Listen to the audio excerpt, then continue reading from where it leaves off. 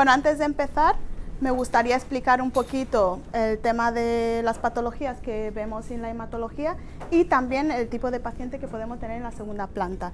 En cuanto a las patologías, pues bueno, lo más frecuente a nivel de las hemopatías malignas tenemos las leucemias agudas, que pueden ser mieloide o linfoblástica y vienen caracterizados por la aparición de células blásticas en la sangre periférica. También tenemos los linfomas, que puede ser Hodgkin o no Hodgkin, que vienen caracterizados habitualmente por aparición de adenopatías, como se puede ver en la imagen del cuello del paciente, los síndromes displásicos, que pueden ser mielodisplásicos, que viene caracterizado por una sobreproducción de células en la médula, pero ineficaz, porque estas células no funcionan bien. Y también, por la misma línea, tenemos los síndromes mieloproliferativos y los que son un punto intermedio de los mielodisplásicos y mieloproliferativos. También tenemos las gamopatías monoclonales, que esos vienen caracterizados, según la imagen, aquí por un pico de una proteína una proteína anormal que se suele ver en la sangre periférica. Principalmente en ese grupo tenemos mieloma múltiple, amiloidosis, macroglobulinemia de Waldenström, que esta última entidad, pues bueno, cabalga entre una patología linfoide y una gamopatía, porque puede aparecer adenopatías y también la proteína anormal en la sangre periférica.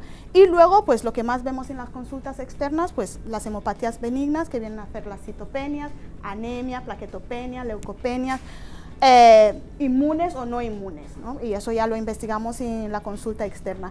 Y en la planta, aquí en la segunda planta, pues habitualmente el tipo de paciente que solemos tener ingresado es el paciente que está recibiendo quimioterapia intensiva, porque tenga una leucemia aguda, porque tenga un linfoma de alto grado, y los mielomas múltiples, sobre todo por el tipo de tratamiento que llevan, para evitar y controlar que no hagan reacciones, porque llevan tratamientos que activan mucho el sistema inmune.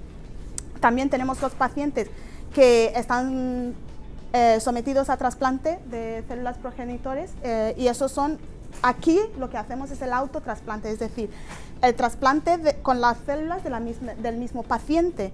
También habitualmente tenemos pacientes que ingresan por complicaciones asociadas a su enfermedad de base o asociadas a la quimioterapia. Y brotes de patologías inmunes que necesita el paciente estar ingresado para que le podamos controlar, porque se puede complicar, como las anemias hemolíticas o las púrpuras trombóticas inmunes. Le cedo el espacio a mi compañera para que explique el caso clínico. Gracias. Bueno, pues yo voy a presentar el caso de nuestra paciente. Es una mujer de 34 años que se diagnostica en noviembre del 2020 en un centro diferente al nuestro, de un linfoma de Hodgkin clásico, y que se trata con la línea de esquema de tratamiento habitual en estos pacientes, según 6 ciclos de ABVD, y recibe radioterapia.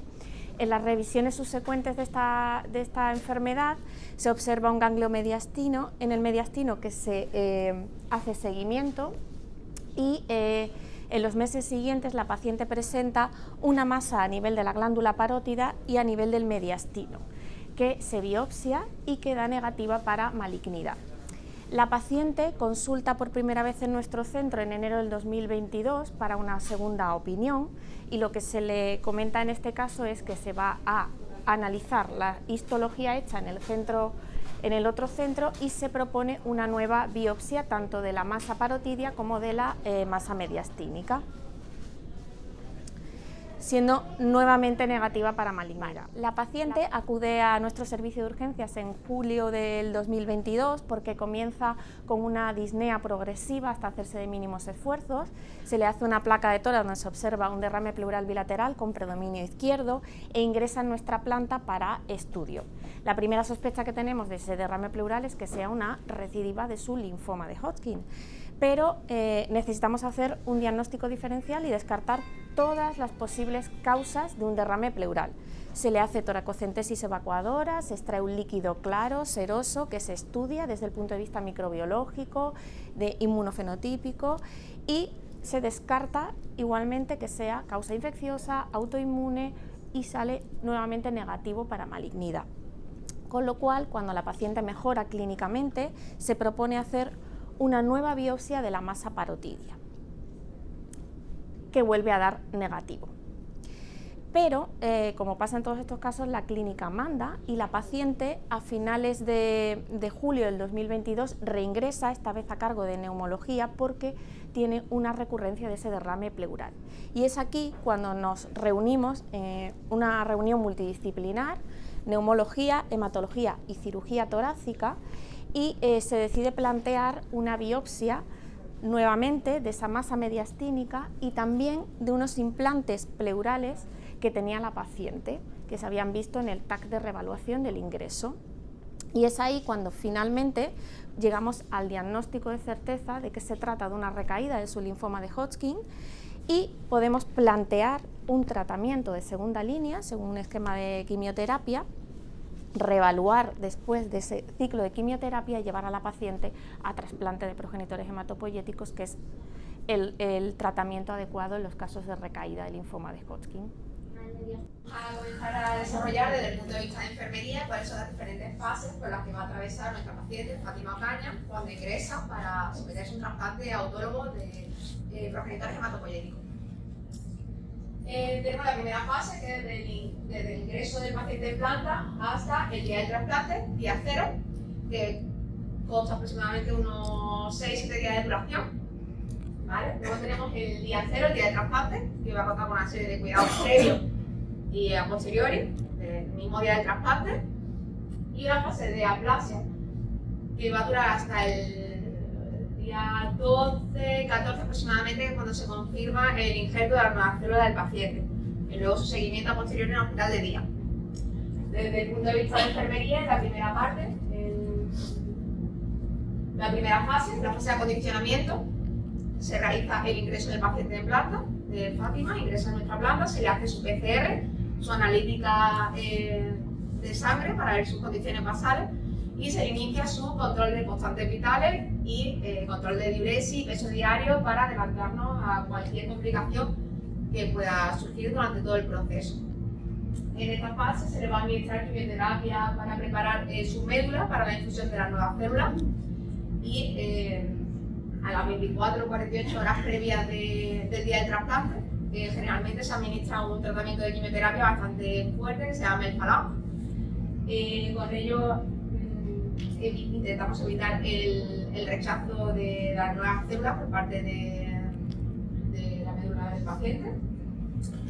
Y muy importante en este caso, una de las complicaciones que suele aparecer con mayor frecuencia, que es la mucositis en este tipo de tratamiento, que según ensayos clínicos lo que han demostrado es que la crioterapia oral disminuye de forma importante la incidencia de este tipo de complicaciones. ¿En qué consiste la crioterapia oral?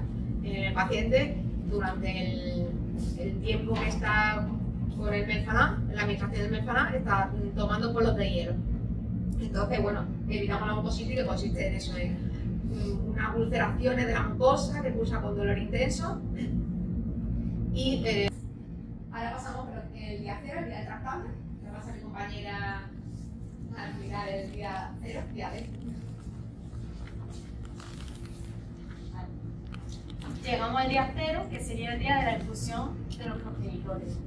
Nos encontramos en quirón y tenemos que hacer 3 cosas fundamentales antes de irnos a Carlos Haya. La primera sería premedicar al paciente. ¿Para qué? Pues, porque diréis, no se puede dar el síndrome injerto huésped porque al final son sus células que se han congelado previamente, son suyas, no va a hacer reacción alérgica. Cuando las células se sacan, se congelan.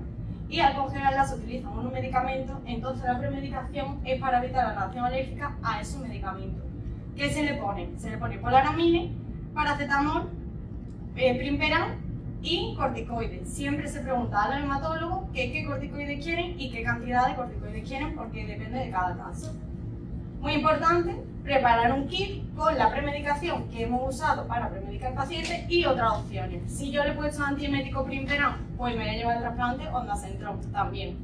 Si le he puesto de corticoide urbazón, pues también me lleva desametasona, por tener más opciones. También en el kit nos llevaríamos material para volver a canalizar el porta por si en el camino lo pierde, se le engancha, le deja de funcionar, para tener cosas a mano.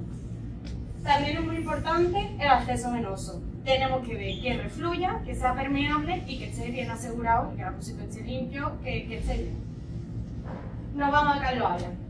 Cuando llegamos, lo primero que se hace es identificar al paciente. Se identifica al paciente tanto en la llegada como a la hora de administrar cada una de las bolsas. Si tiene una bolsa, se identifica una vez. Si tiene 5 veces. Cada vez que se pone una bolsa, se pregunta el nombre. Se monitoriza, porque en todo momento tenemos que saber que está bien y que el paciente pues, no se nos está desestabilizando. También para tener unas constantes previas y unas constantes posteriores, ver que no ha cambiado nada en ese tiempo de infusión. Administración de la bolsa en 10 minutos. Cuando llegamos normalmente a Carlos Haya tenemos una enfermera que nos ayuda, que está allí. Ella se va a encargar de descongelar la bolsa. Si ella tardó 3 minutos en descongelar la bolsa, yo tengo 7 para administrarla. Siempre estamos con el cronómetro. Que ella tarda 4, yo tengo 6. Todo el tiempo que ella tarde más me lo está restando a mí y todo el tiempo que ella tarde menos pues me lo estoy ganando yo. Se le da caramelo. ¿Por qué? Porque el medicamento que se utiliza para descongelar esas células, mientras yo le estoy infundiendo al paciente, él de normal tiene un sabor extraño en la boca. No sé si habéis estado una vez la segunda, cuando había un trasplante, que toda la planta huele como a berberecho, porque lo hace característico. Pues a él, mientras yo le estoy infundiendo a la célula, le viene ese sabor. Entonces, para neutralizarlo, pues se le da caramelo, chupachú. Cuando termina la infusión de células, con lo que queda del sistema, se le vuelve a poner 20 mililitros de suero para aprovechar y que hasta la última célula metérsela absolutamente todo lo que hay en la bolsa. Termina, vemos que está todo bien, nos vamos a quirón. Cuando volvemos a quirón, el paciente llega, se le quita el portacá y nada más llega él detrás de la puerta, se desviste y se va directamente a la ducha. Se ducha entero, luego va a explicar mi compañera todo lo que es el protocolo que se sigue de aislamiento, los cuidados que tiene que tener el paciente y que esa habitación tiene que estar perfecta y súper limpia. Y se mete a la ducha y le decimos que no avise cuando salga. Cuando salga, se le vuelve a canalizar el porta con todo nuevo, una hoja nueva, suero nuevo, sistema nuevo, tapones nuevos, todo nuevo. Y se le vuelve a canalizar cuando está semana de trasplante, se iniciaría el filogastrin, que es una inyección que se pone igual que la heparina, que lo que provoca es la subida de defensa. Esperando, en general, esperando que la médula arranque. Lo que estamos esperando es que la médula empiece a arrancar por sí misma y empiece a producir células. Por eso sería el periodo de fase, estamos esperando al injerto. Y el injerto sería cuando las células, como bien dice la palabra, estamos injertadas. Entonces, eso tarda de 12 a 14 días. El manejo del protocolo del aislamiento inverso lo va a contar mi compañera.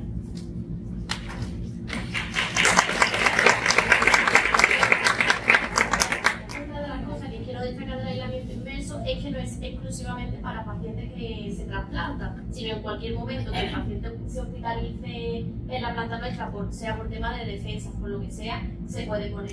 Es un tipo de aislamiento protector en el que lo utilizamos para proteger siempre al paciente de cualquier germen, bacteria que pueda venir de fuera y que le cause una infección. ¿Qué utilizamos? Utilizamos bata, gorro, patuco, guantes y una mascarilla. Es recomendable casi siempre que sea una FP2. Es muy importante la buena desinfección de manos, tanto antes y después de tratar con el paciente como con cualquier técnica. Y el día del trasplante, el paciente se traslada con los compañeros a Carlos de Haya, recogemos la habitación, si hay uñas se recogen, si hay botellas se recogen, todo lo que haya se recoge.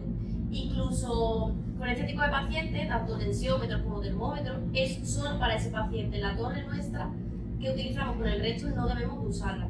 Si hay una en la habitación, se saca, se limpia y se vuelve a meter. Se avisa limpieza, se realiza un fondeo de la habitación exhausto. Una vez que termina, montamos la habitación de nuevo, se meten cuñas nuevas, se meten botellas, todo nuevo. Y cuando el paciente viene de vuelta, los compañeros nos avisan. Una vez que nos avisan, se avisa a la familia de que viene. El familiar ya no puede salir de la habitación y a su llegada se le recomienda al paciente que sea la ropa. Por ejemplo, no le tiene mucho aprecio, esa ropa se tire, se duche y se tire. Aspecto bastante importante del aislamiento inverso es que las visitas tienen que estar restringidas, que los familiares no estén viniendo a verlos, porque al final el paciente está en un proceso bajo de defensa que puede adquirir cualquier tipo de infección. No abrir las ventanas, la puerta siempre cerrada, sea para hacer la cama, para poner medicación, para tomar constantes, la puerta siempre debe estar cerrada. Y una cosa que nosotros utilizamos que es bastante importante es el filtro EPA, porque es un filtro que se utiliza para limpiar todas las partículas que puedan entrar de fuera a la habitación y puedan provocarle una infección al paciente. y ya doy paso. Explicar las posibles complicaciones que podemos encontrar en el paciente que se ha sometido a un trasplante de progenitor hematopoyético, y como complicación principal o donde más queremos hacer un énfasis es en la neutropenia, en donde la neutropenia podemos considerar una neutropenia grave cuando encontramos un valor absoluto de neutrófilo en la analítica de sangre inferior a 500 y una moderada cuando está inferior a 1000.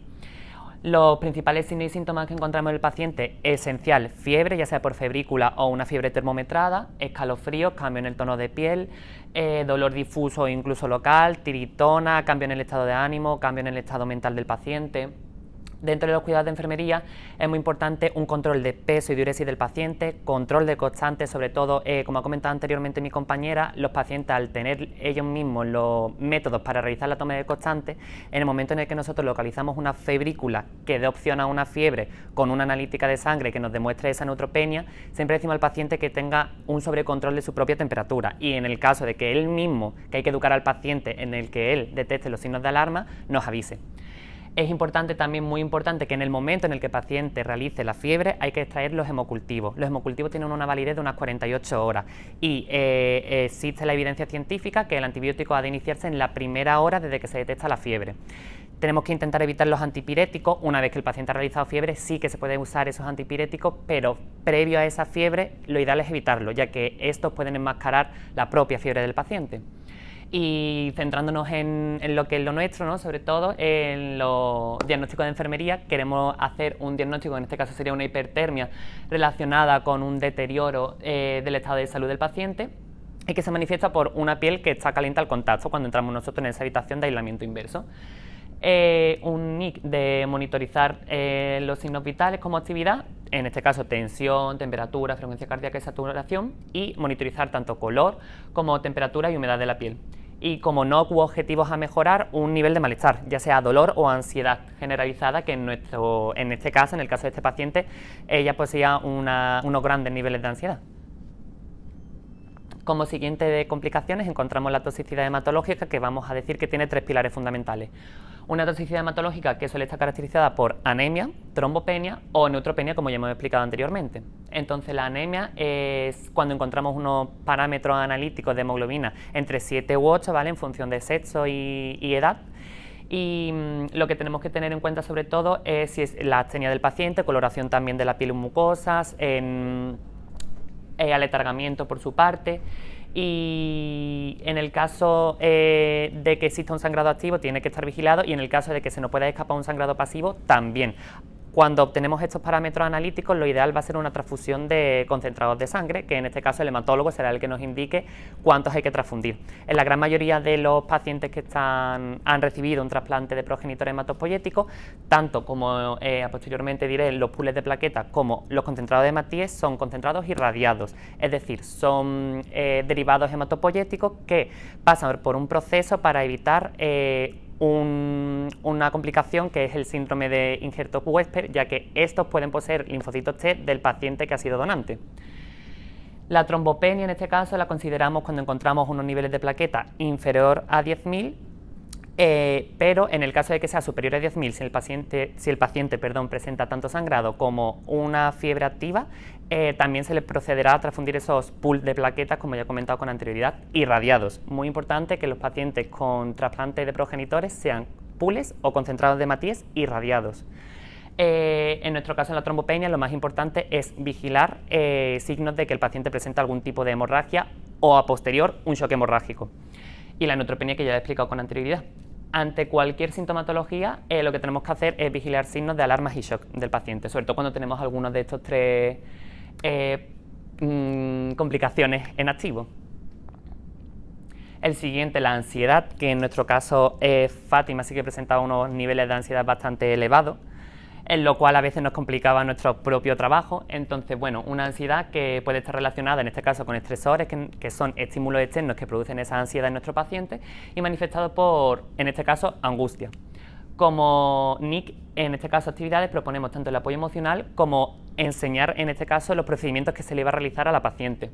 En el apoyo emocional, pues comentábamos con ella esa experiencia emocional que está viviendo, ese proceso vital de su vida, y realizar afirmaciones empáticas o de apoyo hacia ella.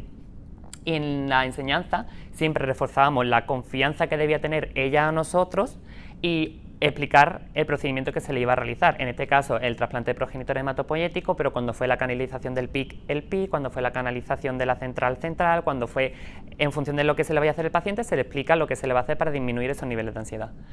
Y como NOC, o los objetivos a mejorar, en este caso era el nivel de miedo, preocupación excesiva por los procesos vitales que estaba pasando y terror manifestado por ella. La siguiente complicación es la toxicidad gastrointestinal, que aquí quiero hacer una diferenciación. Las alteraciones gastrointestinales un poco más generalizadas y sobre todo la mucositis, que es la principal complicación que se puede dar en un paciente que ha sido trasplantado con progenitor hematopoyético. Además, la mucositis se considera una de las complicaciones tempranas, que son aquellas que ocurren en los 100 primeros días post al trasplante. En este caso es una inflamación de la membrana mucosa que también puede estar manifestada con ulceración. Tenemos que enseñar al paciente a ser capaz de reconocer los signos o síntomas que puede presentar esa mucositis. Tenemos que hacer un manejo del dolor y un control del dolor. También recomendamos lavados bucales con suero fisiológico e incluso alternados con soluciones de bicarbonato, unas 4 veces al día después de comer y antes de acostarse. Después, dentro de la alteración gastrointestinal, encontramos un malestar abdominal, dolor que puede ser difuso, un dolor localizado en cualquiera de los parámetros abdominales, diarrea, incluso estreñimiento, que puede ser tanto diarrea como estreñimiento. Y en este caso, en los cuidados de enfermería, lo mismo, el instruir al paciente. En el caso de que la mucositis sea muy severa, hay como diferentes grados de mucositis, pero en el caso de que sea muy severa, la medicación o la farmacología que sea terapia oral se pasaría a terapia intravenosa, y en los casos más extremos en los que el paciente, pues por dolor, no pueda comer, incluso se le podría poner una nutrición parenteral. Debe de evitar alimentos que sean ácidos, cítricos, alimentos que le produzcan daño. Sobre todo utilizar esos alimentos que sean más líquidos o sean un poquito más, unas texturas más suaves, nada de alimentos sólidos.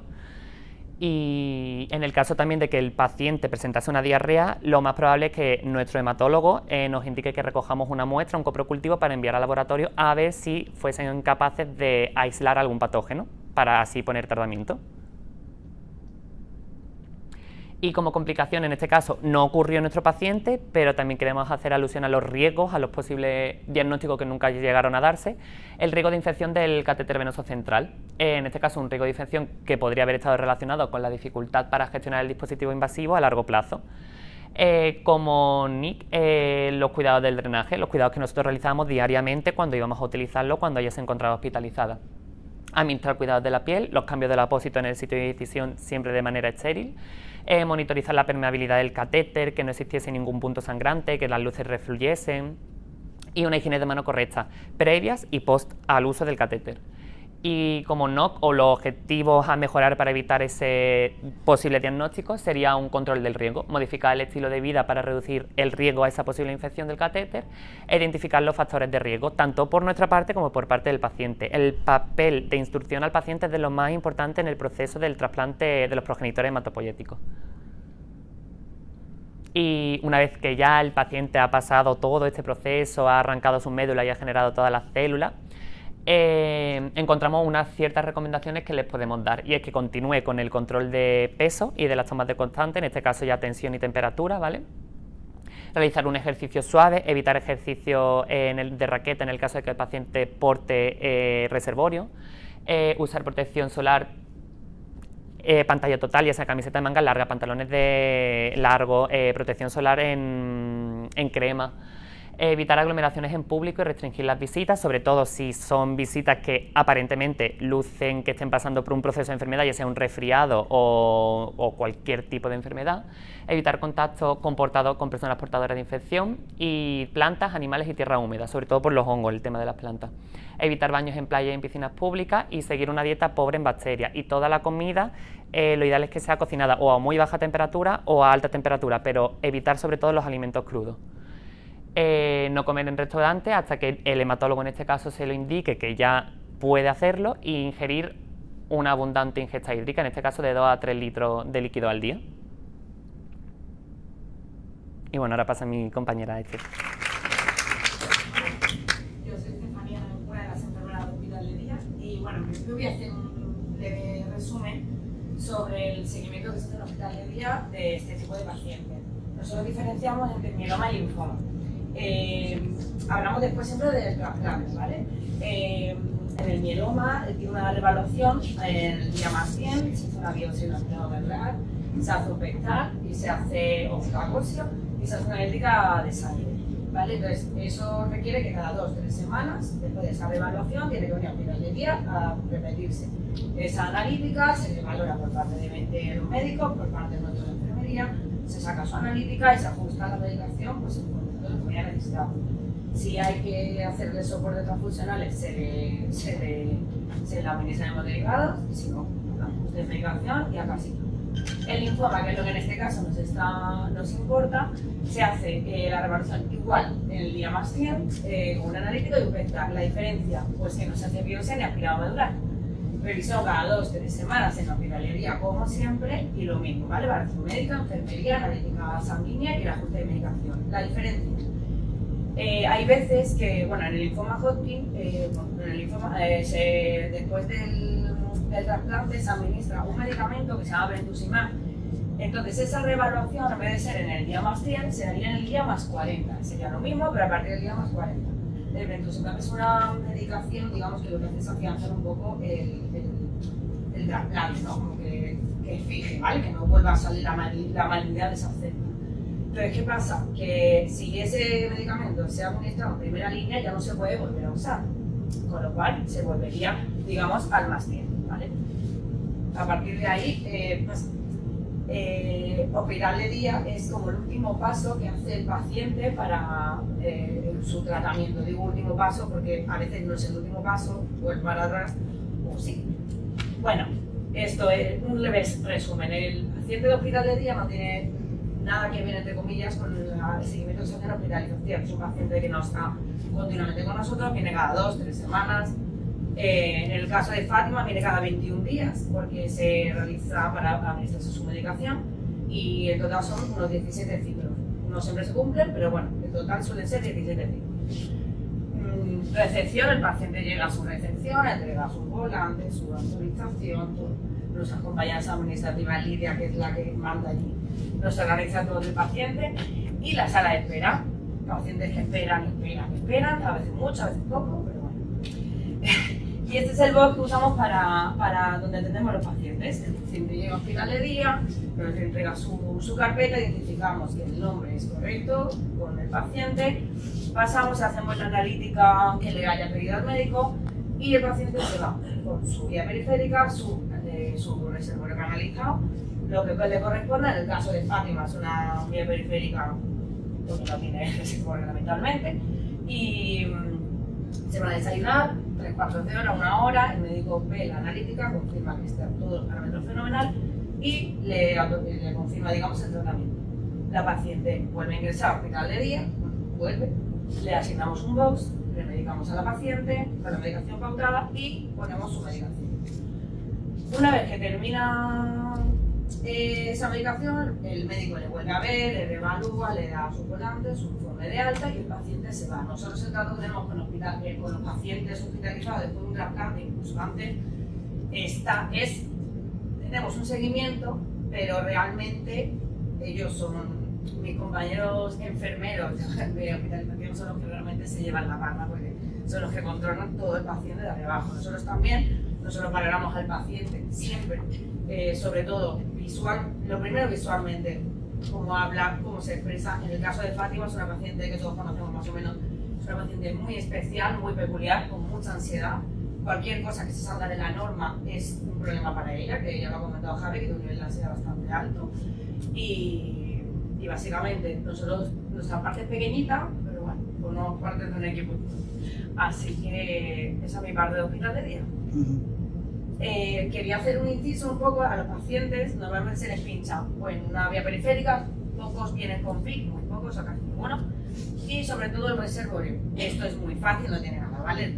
Todos sabemos más o menos lo que es un reservorio, pero bueno, es un acceso cutáneo a una vía venosa central, ¿vale? Se suele poner normalmente por debajo de la clavícula el acceso cutáneo, ¿vale? Es un dispositivo, hay 2 tipos, monocameral, que son estos, ¿vale? Que puede haber de plástico o de metal, y bicameral, que es igual, pero 2, ¿vale? Entonces lo que tienes, o de plástico o metálico, tiene en el centro es como una membrana de silicona.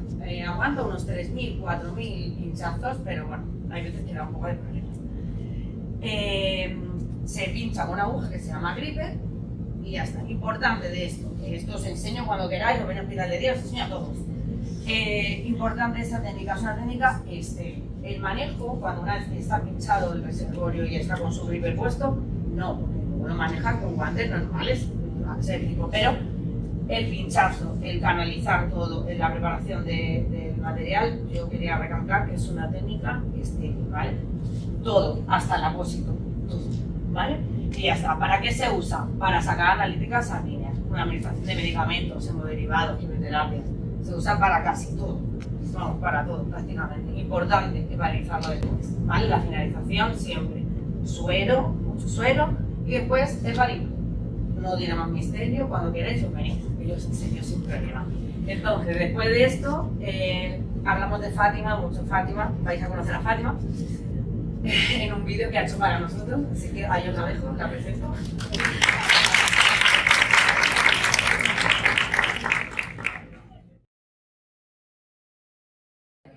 Hola, buenas, soy Fátima Ocaña, tengo 34 años y bueno, vengo a contar un poco mi experiencia con la enfermedad que he tenido, con un linfoma de Hodgkin. Para poner un poco en contexto, me lo detectaron a finales de año de 2020, pues valoraron hacerme un autotrasplante. Luego fue todo mucho menos traumático de lo que parece y claro, también influye mucho el personal que tengas al lado. Yo tuve la gran suerte de contar con personas de aquí y hombre, la verdad es que fue mucho más llevadero. Tengo, dentro de lo malo, tengo bonitos recuerdos de esa parte porque fue como un poco volver a nacer. Además, ya como anécdota, siempre lo digo, me hicieron el autotrasplante el mismo día que 2 años antes me habían detectado el linfoma de Hodgkin, que era el 11 de noviembre. Entonces, además, para mí era una fecha un poco que me producía ciertos nervios y cierta ilusión y un poco de sentimientos encontrados, la verdad. Pero bueno, muy bien, muy bien. La verdad es que los cuidados que he recibido por todo el personal de aquí y que sigo recibiendo, luego el trato y la calidad humana que yo he recibido aquí no lo he visto nunca. Pasarlo con gente que me ha estado cuidando durante tantos meses, que me conoce también porque me habéis salvado la vida, que eso se dice pronto, pero es la realidad. Así que gracias. Este es un paciente que no sobrevivió, que nos dejó esta fistería y nos dejó.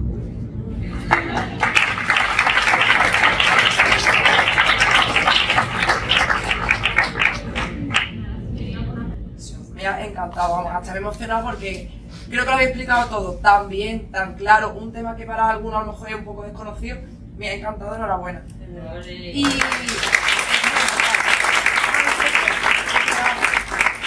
luego, ya para el tema de en la parte que ha explicado Javi, es que se me ha quedado. Lo hematíe y el plasma irradiado, ¿eso qué es, Javi? Se le somete a un proceso en el que se intenta eliminar los linfocitos que ya han podido quedar de los posibles donantes para evitar que interfiera en el proceso de proliferación que se le realiza por el trasplante al paciente. Evitar que interfiera. Es decir, que es, claro, eso hematíe, esos conceptos de que yo decía. ¿Alguna más? Lo de Carlos ayer, no lo sé, vosotros mismos sois los que... Sí, lo... allá hacemos, lo hicimos nosotros. Sois vosotros. Sí. Y la compañera que descongela si es la de Carlos ayer, Sí. o sea... Sí. Ellos custodian la muestra. Vale, es que no tenía ni idea de pensar que los personal de Custodian Carlos la ayer. muestra, entonces es como... de ángeles que vienen y son mis compañeros, incluyéndome ellos, tan empáticos y en la hora de la humanización están tan preparados que le hacen que sea todo más fácil, porque llega un momento que ellos tan vulnerables son que cualquier cosa, como ha dicho antes, y tenemos el ejemplo de nuestra paciente, que hay que explicárselo todo y ellos se quedan tan tranquilos que podemos hacer esto muchísimo más fácil. Creo que la segunda hace una gran labor.